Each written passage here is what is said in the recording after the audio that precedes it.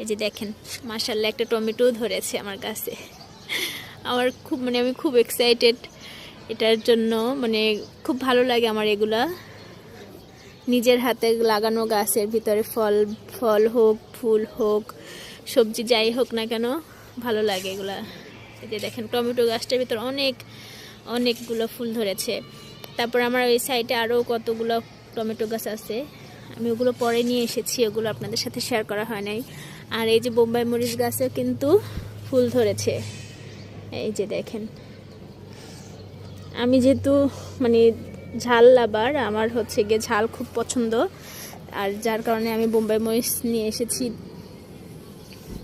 2টা বোম্বাই মরিচ গাছ এনেছি, আর 2টাতেই ছোট ছোট ফুল ধরেছে অনেক।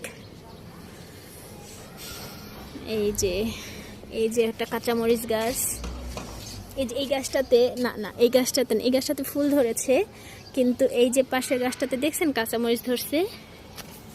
এই যে ছোট ছোট 2-3টা কাঁচামরিচ ধরছে, আস্তে আস্তে বড় হবে।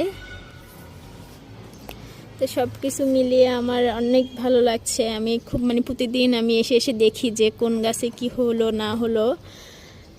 এই যে লাগানোর কিছুদিন পরে কিন্তু এই গাছগুলোতে ফুল চলে এসেছে, আর এখন আল্লাহর রহমতে কিন্তু মরিচও ধরেছে।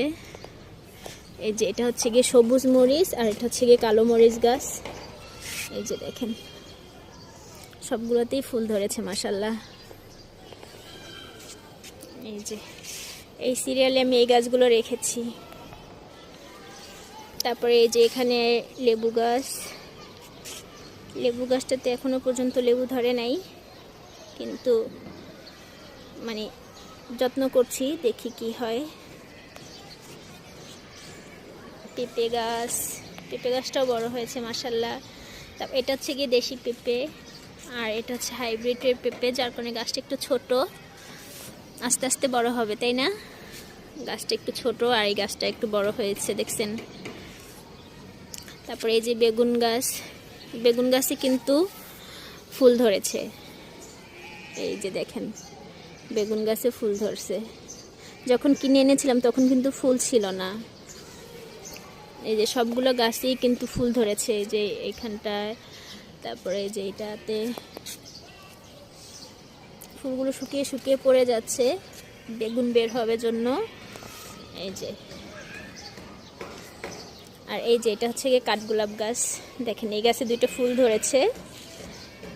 গাছে কোনো পাতা নেই, কিন্তু দেখছেন এই গাছটাতে একটাও পাতা নেই, শুধু এই যে নতুন করে হচ্ছে 2টা ফুল ধরেছে।